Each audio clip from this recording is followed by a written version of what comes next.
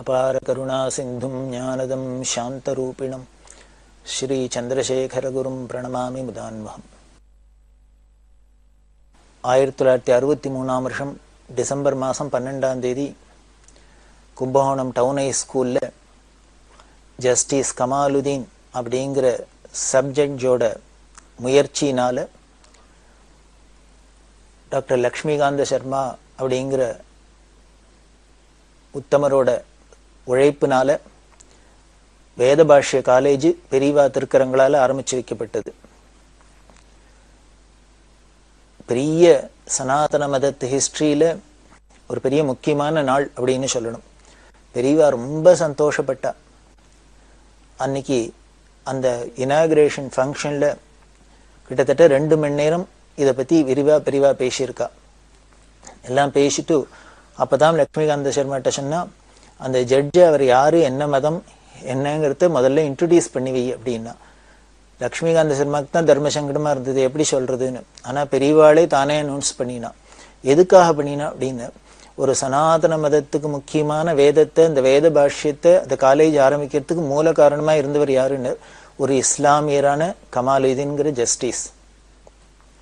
இதை எதை காமிக்கிறது அப்படின்னா, நாமெல்லாம் மத நல்லிணக்கம் அப்படின்லாம் ஏதோ வாயால சொல்லிட்டு புரளி பண்ணிட்டு இருக்கோம்.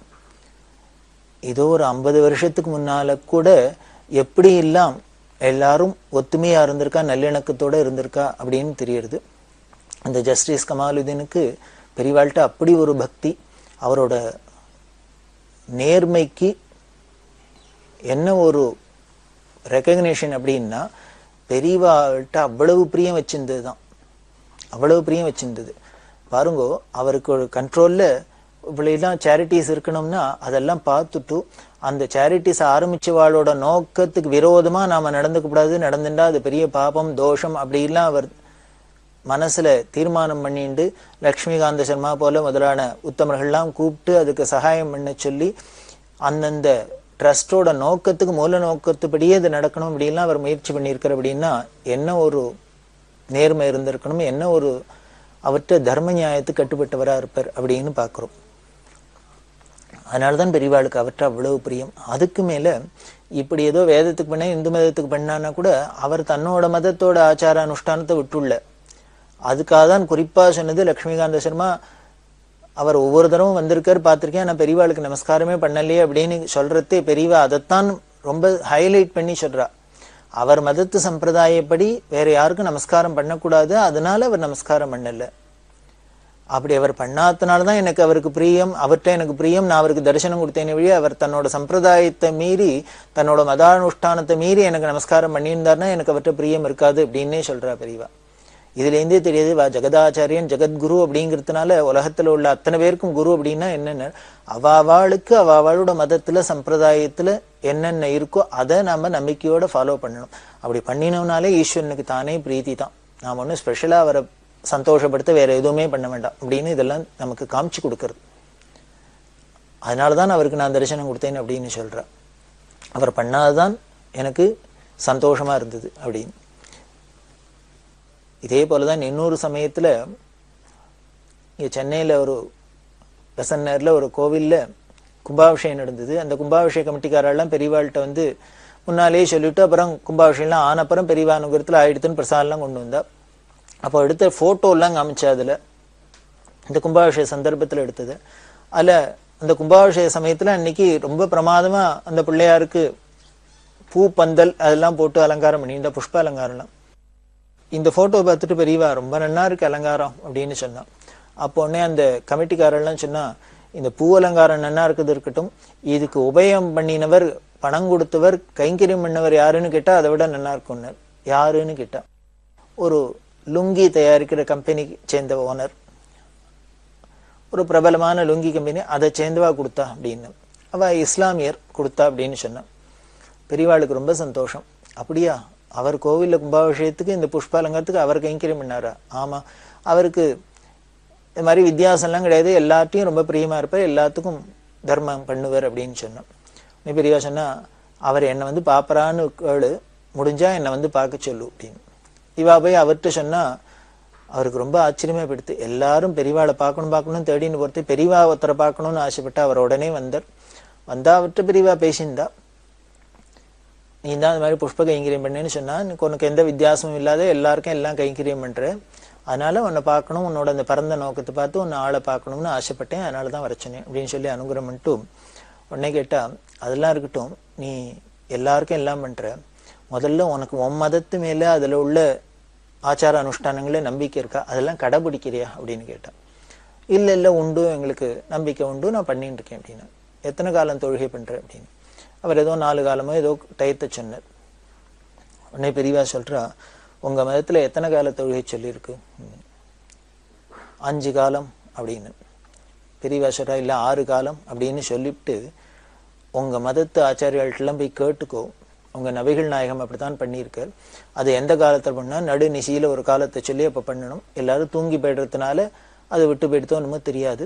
இது நான் சொல்றது எனக்கு தெரிஞ்சதை சொல்றேன், உங்க மதத்தை சேர்ந்த தலைவர்கள்ட்டெல்லாம் கேட்டுக்கோ, மத குருக்கள்லாம் கேட்டுக்கோ. அப்படி இருந்ததுனால், சரியா இருந்தா, நீ என்னை பார்த்துட்டு போனதுக்கு அடையாளமா, என்கிட்ட பிரியம் வச்சிருக்க அடையாளமா நீனும் அந்த கால தொழுகையும் பண்ணு அப்படின்னு சொல்லி அனுப்பிச்சா.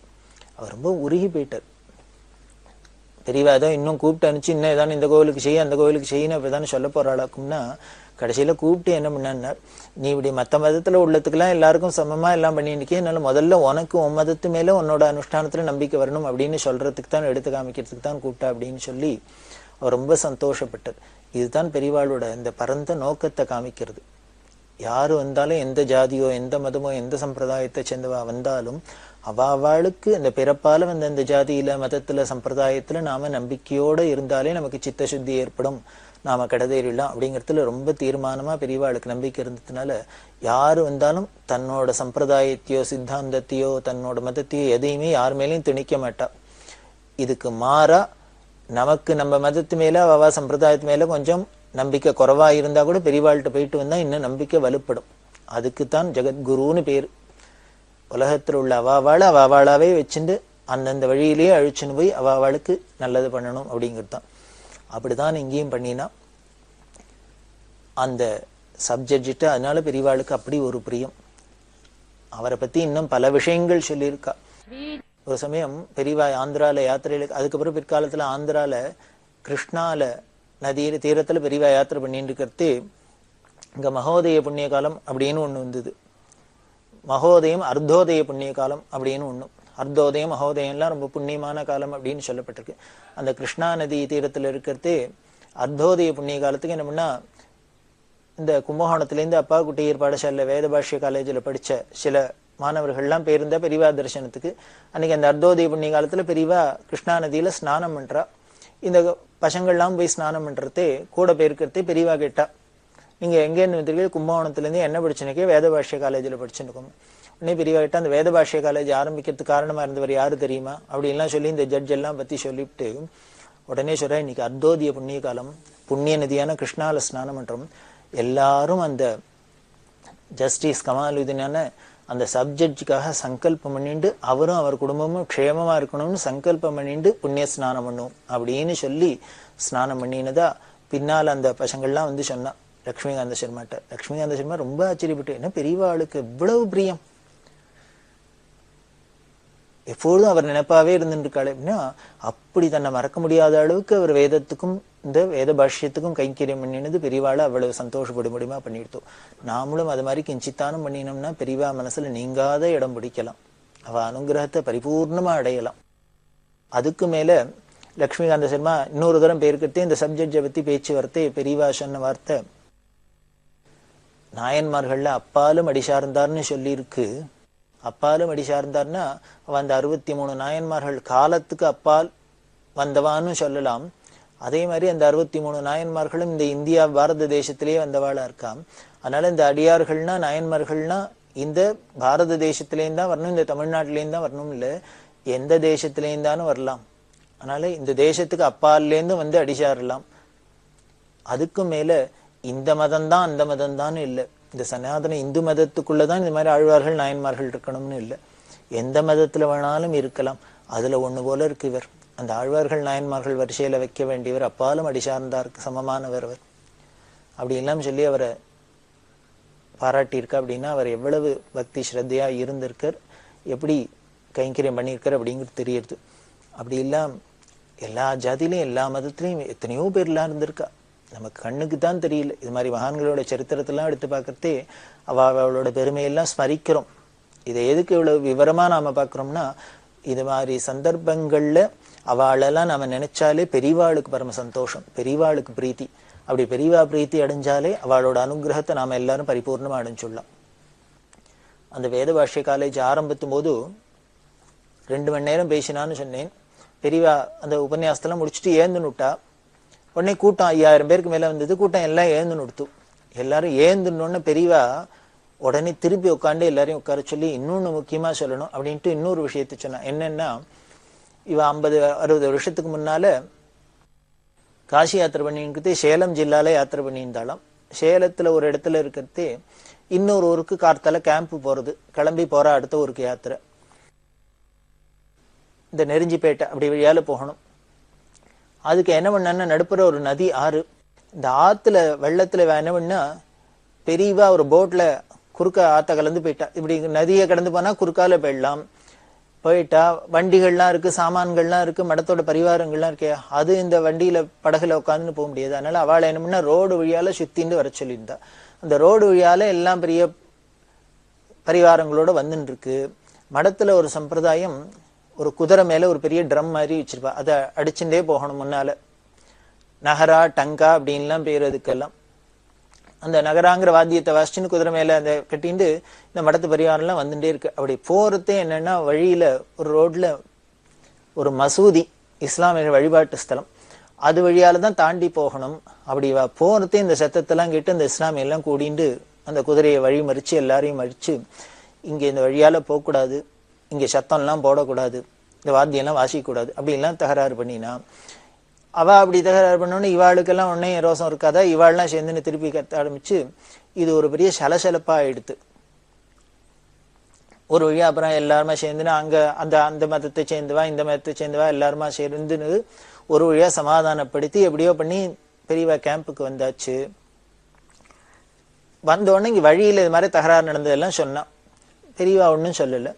என்ன பண்ணினா பெரியவா, யார் அங்க தகராறு எல்லாம் பண்ணி எல்லாம் பண்ணாலோ அந்த மதத்தை சேர்ந்த இஸ்லாமியத்துல உள்ள அந்த ஊர்ல யாரு ஒருத்தர் பேரை சொல்லி அவரை வந்து பார்க்க சொல்லும் அப்படின்னா.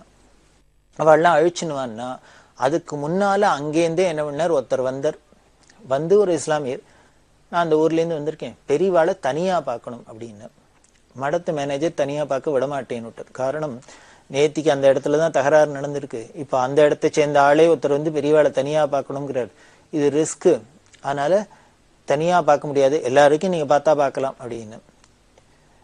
இந்த விஷயம் பெரியவாளுக்கு போனோன்னு, ஆஹா தாராளமா பார்க்கலாமே, சாயந்தரம் வர சொல்லுன்ட்டா. எல்லாருக்கும் பயமா போயிடுத்து. பெரியவா சொன்ன டயத்துக்கு அந்த ஆள் வந்துட்டார். எய்தாப்புல இருந்த வீட்டுக்குள்ள போனா, பெரியவா அவரையும் உள்ள அழிச்சுன்னு போனா, கதவை சாத்தி தாப்பாலும் போட்டுன்னு விட்டா. எல்லாரும் வெளியில கவலையோட உட்காந்துருக்கா, உள்ளுக்குள்ள என்ன நடக்க போறதோ, என்ன அசம்பாவிதம் நடக்காதா இருக்கணுமேனு. அந்த வந்த இஸ்லாமியர் என்ன பண்ணினார், பெரியவாள்கிட்ட சில புஸ்தகங்கள்லாம் எடுத்து காமிச்சா அதுல நாகபந்தனம், கருட பந்தனம், இது மாதிரி எல்லாம் அந்த ஒரு சித்திர கவி அப்படின்னு சொல்லுவா, அந்த கவிதை வகைகள்ல அதெல்லாம் ஒண்ணும். அதுல பல கவிதைகள்லாம் எழுதியிருக்கார் பெரியவா மேல. நாகபந்தனம் சம்ஸ்கிருதத்துல, அதுவும் சமஸ்கிருதத்துல கவிதைகள் பெரியவா மேல எழுதி, அது நாகபந்தனம், சித்திரபந்தனம், கருட பந்தனம், இது மாதிரிலாம் பந்த கவி எல்லாம் பண்ணிட்டு பெரியவாள்கிட்ட வந்து இதை படிச்சு காமிக்கணும், அதுக்காக தான் தனியா தரிசனம் பண்ணணும்னு ஆசைப்பட்டிருக்கார். இதெல்லாம் பார்த்தா ஆச்சரியமா இருந்தது. பெரியவா ரொம்ப சந்தோஷப்பட்டா. சரி, சமஸ்கிருதத்துல இது மாதிரிலாம் பந்தத்துல கவிதைலாம் எழுதுற அளவுக்கு உனக்கு எப்படி சமஸ்கிருதம் தெரிஞ்சது அப்படின்னு. உடனே அவர் சொன்னார், இல்ல எங்க குடும்பத்துல எல்லாருக்குமே சமஸ்கிருதத்துல பெரிய பண்டிதர், எங்க அப்பா தாத்தா வாழ்க்கையில இருந்துதான் கத்துண்டேன் அப்படின்னு. அப்படியா அப்படின்னு.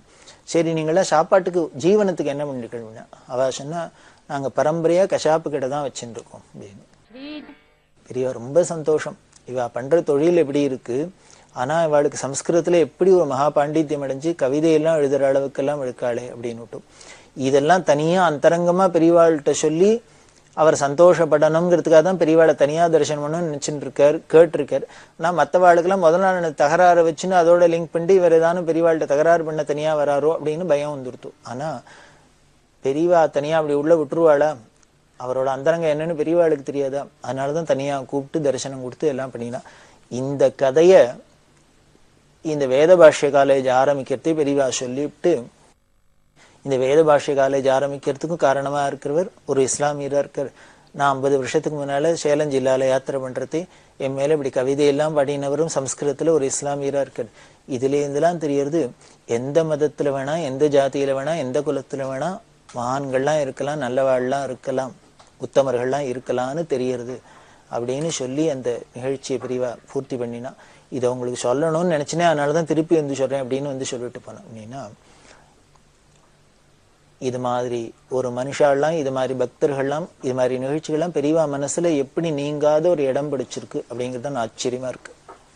அப்படி எல்லாம் முடிச்சுட்டு கும்பகோணத்துல இந்த காலேஜ் இனாகிரேஷன்லாம் முடிச்சுட்ட பெரியவா அந்த வருஷம் டிசம்பர் மாசம் ஆருத்ரா தரிசனத்துக்காக சிதம்பரத்துக்கு வந்தா.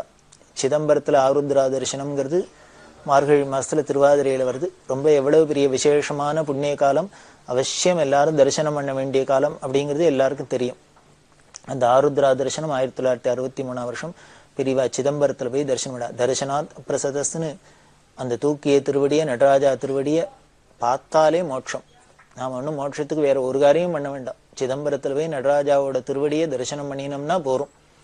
இதை தரிசனம் பண்ணினா போறாது, எப்பொழுதும் அதை மனசுல நினைச்சுட்டு இருக்கணும். அந்த ஒரு தரம் கண்ணால பார்த்தத எப்பொழுதும் மனசுல நினைச்சுட்டே இருக்கணும். எது வரைக்கும் மரண காலத்திலேயும் அந்த தூக்கிய திருவடி கண்ணு முன்னால வந்து நிற்கணும், நினைச்சுக்கணும். நினைச்சுட்டோம்னா நமக்கு மோட்சம். அந்த ஆருத்ரா தரிசனத்தை பண்ணிட்டு அந்த வருஷம் மகர சங்கராந்திக்கு தை பொங்கலுக்காக காவேரி சமுத்திரத்தோட சங்கமிக்கிற காவேரி பூம்பட்டினம் அப்படின்னு சொல்லக்கூடிய பூம்புகாருக்கு வந்தா. அந்த வருஷம் 1964 வருஷம் ஜனவரி மாசம் 14ஆம் தேதி மகர சங்கராந்தி பொங்கல் அன்னைக்கு காவேரி பூம்பட்டினத்துல சங்கமத்துல ஸ்நானம் பண்ணி இந்த மகர சங்கராந்தியை பெரியவா கொண்டாடினா. அதுக்கப்புறம் சீர்காழி தாலுக்கால பல க்ஷேத்திரங்கள்லாம் தரிசனம் பண்ணிட்டு திரும்பி சிதம்பரத்துக்கு வந்துட்டு நெய்வேலிக்கு வந்தா. நெய்வேலிக்கெல்லாம் வந்து அங்கெல்லாம் யாத்திரையை முடிச்சுட்டு விருத்தாச்சலம், விருத்தாச்சலம்ங்கிறது பெரிய க்ஷேத்திரம், மணிமுத்தாறு அப்படிங்கிற இந்த கரையில இருக்கு. விருத்தகிரீஸ்வரர் அப்படின்னு அந்த விருத்தாச்சலத்தை முடிச்சு தரிசனம் பண்ணிட்டு பெரியவா பன்ருட்டிக்கு வந்தா. பன்ருட்டியில திருவதிகை அப்படின்னு பெரிய க்ஷேத்திரம், பக்கத்துல திருநாவலூர் அப்படின்னு சுந்தரமூர்த்தி சுவாமிகள் அவதார ஸ்தலம், அதெல்லாம் தரிசனம் பண்ணிட்டு. இதெல்லாம் ஏன் சொல்லப்படுறதுன்னா, புதுப்பிரிவாளுக்கு இதெல்லாம் தரிசனம் பண்ணி வைக்கணும் அப்படிங்கிறதுனாலே இந்த இடத்துக்கெல்லாம் வந்தா. அந்த திருநாவலூர் அதெல்லாம் முடிச்சுட்டு திரு அதிகைங்கிறது தான் அப்பர் சுவாமிகளை ஆட்கொண்ட இடம், அதெல்லாம் முடிச்சுட்டு காஞ்சிபுரத்துக்கு வந்தா. 1964 வருஷம் பிப்ரவரி மாசம் 27ஆம் தேதி காஞ்சிபுரத்துல புதுசா பூஜா மண்டபம் கட்டியிருந்தா. இப்போ போனேன்னா காஞ்சிபுரத்துல சந்திரமௌழீஸ்வரர் பூஜை நடக்கிறது, பெரிய கருங்கல் மண்டபம் இருக்கு. அந்த கருங்கல் மண்டபத்தை பெரிவா கட்டி முதல்ல பூஜை ஆரம்பிச்சது அந்த 1964 வருஷம் பிப்ரவரி மாசம் 27ஆம் தேதி. முழுக்க கருங்கல்லால கட்டினது. அதுக்கு முன்னால பிராச்சீனமா பக்கத்துல ஆதிசங்கர சன்னதி இருக்கு, அங்கதான் பூஜா மண்டபம் எல்லாம் இருந்திருக்கு. பழைய பூர்வாச்சாரியாள் காலத்துலாம் அது ரொம்ப சின்னதா இருந்தது. அப்புறம் விஸ்தாரமா வேணுங்கிறதுனால பெரியவா இப்படி கட்டினது. அதுக்கு மேல பெரியவாளுக்கு அந்த வருஷம் 70 வயசு பூர்த்தியானதுனால இன்னைக்கு பார்த்தேன்னா காஞ்சி காமகோடி பீடத்துல பெரிய 3 அடுக்கு பெரிய கோபுரம் இருக்கு. அந்த 70 அடி உயர கோபுரம். அத அந்த 1964 வருஷம் பெரியவாளோட 70 வயசு பூர்த்தியை உத்தேசிச்சு 70 அடியில அந்த பெரிய கோபுரம் கட்டப்பட்டது. அதுக்கப்புறம் பெரியவாளுக்கு 71 வயசு பூர்த்தியில பீமரத சாந்தி மகாருத்ரமா நடந்தது. பக்கத்துல கீழம்பிங்கிற ஸ்தலம் இருக்கு, சின்ன கிராமம். அந்த கீழம்பியில காஞ்சி காமகோடி பீடத்தோட 60வது ஆச்சாரியால் சித்தியான சமாதி இருக்கு. அதெல்லாம் தரிசனம் பண்ணிட்டு 1964 வருஷம் வியாச பூஜையை பெரியவா காஞ்சிபுரத்துல பண்ணினா. அப்போ வேதாகம சில்ப சதஸ் நடந்தது, 3வது வேத ஆகம சில்ப சதஸ். 1962, 63, 64 எல்லா வருஷமும் அந்த வருஷம் சாத்துர்மாசியத்தின் போது ஆகம சில்ப சதஸ் நடந்தது. அதெல்லாம் முடிச்சுட்டு அந்த வருஷமே 64 வருஷம் மே மாசம் 31ஆம் தேதி இன்னொன்னு முக்கியமா நடந்தது. பெரியவாளோட ஆணையினால, பெரியவாளோட முயற்சினால கன்னியாகுமரியில கோயிலுக்கு பின்பக்கம் கடலை பார்த்து பெரிய மண்டபத்துல ஆதிசங்கர பிரதிஷ்டை பண்ணியிருந்தா. அதெல்லாம் அப்ப நடந்தது. அந்த 1964 வருஷம் டிசம்பர் மாசம் 24ஆம் தேதி ராமேஸ்வரத்துல கடுமையான புயல். கடும் புயல் அப்படின்னா தனுஷ்கோடிங்கிற இடமே சமுத்திரம் அடிச்சுன்னு போற அளவுக்கு பெரிய ஒரு புயல் நடந்தது. அந்த புயலுக்கு பெரியவா எப்படி அநாத ரக்ஷகன் ஆபத் பாந்தவனா எல்லாருக்கும் அனுகிரகம் பண்ணி காப்பாத்திருக்கா அப்படின்னா ரொம்ப சுவாரஸ்யமான விஷயம். இந்த 1964 வருஷம் டிசம்பர் மாசம் 24ஆம் தேதி புயல் வரப்போறது, ராமேஸ்வரத்துக்கு பெரிய பாதிப்பு வரப்போறது, வெள்ளச்சேதம் ஏற்பட போறது. ஆனால் பெரியவா என்ன பண்ணினா 61ஆம் வருஷம் 62ஆம் வருஷம் இளையாத்தங்குடியிலேருந்து ஆரம்பிச்சு தஞ்சாவூர் ஜில்லாலாம் யாத்திரை பண்ணிட்டு தானே காஞ்சிபுரத்துக்கு வந்தா. அப்படி வர வழியெல்லாம் என்ன பண்ணினான்னா இந்த 62, 63, 64 இந்த 3 வருஷத்துல எந்த ஊருக்கு போனாலும், எங்க பட்டண பிரவேசம் நடந்தாலும், யாரை பார்த்தாலும் அவளுக்கு நிலம் இருக்கான்னு கேட்பா. சொந்தமா நிலம் இருந்ததுன்னா அவள்கிட்ட பெரியவா அப்படின்னு உத்தரவு, மடத்துக்கு ஒரு மூட்டை நெல் அனுப்பு அப்படின்னு.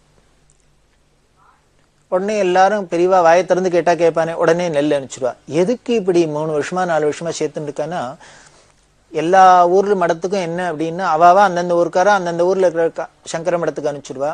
அந்தந்த சங்கர மடத்துக்காரர்களுக்கு என்ன உத்தரவுனா அதை நேர ராமேஸ்வரத்துல உள்ள சங்கர மடத்துக்கு கொண்டு போய் சேர்த்துணும் அப்படின்னு. இப்படி வந்துட்டே இருக்கு. ராமேஸ்வரத்துல விஸ்வநாதன் பார்த்துட்டார். அவருக்கு புரியவே இல்லை. இந்த சின்ன ஊரு, இந்த ஊர்ல இப்படி ஒவ்வொரு இடத்துல இருந்து மூட்டை மூட்டையா நெல் வருது. அவர் வாங்கி வாங்கி அடுக்கி வச்சிருந்தாரு. எதுக்குன்னு புரியல. பெரியவா என்ன சொல்லியிருந்தா உத்தரவு, இங்க இதெல்லாம் வந்துன்னா வாங்கி அடுக்கி வச்சுக்கணும். பத்திரமா வச்சிருந்தார். வச்சிருந்த ரூம் எல்லாம் ரொம்ப போயிடுத்து. அடுத்தது பக்கத்துல ஒரு இடம் வாடகைக்கு எடுத்து வச்சார். அங்கேயும் ரொம்ப போயிடுத்து. இப்படி நெல்லாம் வந்துருக்கு, வச்ச இடம்லாம் ரொம்ப இருக்க வழிய இதை என்ன உபயோகப்படுத்தணுமா, எதுக்கு என்னன்னு புரியல. மடத்து மேனேஜருக்கு அப்பப்போ லெட்டர் எழுதிருக்கார். இவரும் ஒன்றும் பதில் போடல. ஒரு நாளைக்கு கிளம்பி வந்தார் காஞ்சிபுரத்துக்கு. இந்த டிசம்பர் மாசத்துல வந்தோடனே என்ன பண்ணினர், மேனேஜர்கிட்ட கேட்டார் இந்த ராமேஸ்வரம் விஸ்வநாதன், மாமா மடத்துலேருந்து நெல்லாம் வந்துருக்கு, அங்க அடுக்கி வச்சுருக்கேன், வைக்கிறதுக்கு இடம் இல்லை, என்ன பண்ணணும் எதுக்குன்னு தெரியல, ஏன் இப்படி வந்திருக்குன்னு. எனக்கு தெரியாது, பெரியவாள்கிட்ட கேளுன்னு. பெரியவா கேட்டா ஒன்றும் பதில் சொல்லலை. நீ கிளம்பி போன்ட்டா. இவர் ராமேஸ்வரம் போயிட்டார். இவர் ராமேஸ்வரம் போனாரோ இல்லையோ உடனே இந்த புயல் வந்துடுத்து. கடுமையான புயல். எப்படின்னா அரசாங்கம் கூட போய் உதவி பண்ண முடியாத அளவுக்கு இருந்தது. அந்த சமயத்துல மடத்திலேருந்து 2 பேர் அனுப்பிச்சு ராமேஸ்வரம் உடனே போய் அந்த சேர்த்து வச்ச நெல்லு முழுக்களும் அரிசியாக்கி எல்லாருக்கும் அங்க விநியோகம் பண்ண சொல்லு, அன்னதானம் பண்ண சொல்லு அப்படின்னு. இது கிட்டத்தட்ட 1 மாசம் போல ராமேஸ்வரம் தீவுல ஒன்னும் கிடைக்கல. சாப்பிட்றதுக்கு ஒத்துருக்கும் ஒண்ணுமே இல்லாத போன சமயத்துல பெரியவா அப்படி 3 வருஷமா சேர்த்து அந்த நெல்லு தான் அரிசியாகி அத்தனை பேர் பசியும் ஆத்தித்து. அப்படின்னா எப்போவோ 64ஆம் வருஷம், இந்த 3 வருஷம் கழிச்சு புயல் வரப்போறது, எல்லாருக்கும் பட்னி இருக்க போறா, அதுக்கு சாப்பாடு போடணும் அப்படிங்கிறதுக்காக பசி ஆத்துறதுக்காக 3 வருஷத்துக்கு முன்னாலேருந்து பெரியவா நெல்லை கொண்டு வந்து போன இடத்துல நெல்லை கேட்டு கேட்டு ராமேஸ்வரத்துக்கு அனுப்ப சொல்லி அனுகிரகம் பண்ணியிருக்கா. அப்படின்னா பெரியவாளோட குணம் என்ன இதுலேயும் தெரியுதுன்னு. நமக்கு ஒரு கஷ்டம் வந்து அதுக்கப்புறம் பெரியவாள்கிட்ட போய் பிரார்த்தனை பண்ணிட்டு அவ நமக்கு அந்த கஷ்டத்தை போக்கணும் அனுகிரகம் பண்ணணுங்கிறது இல்லை. நமக்கு இனிமே எப்போ என்ன கஷ்டம் வரப்போறதோ அதுக்கு முன்னாலே பெரியவா அனுகிரகம் பண்ணி தான் வச்சிருக்கா.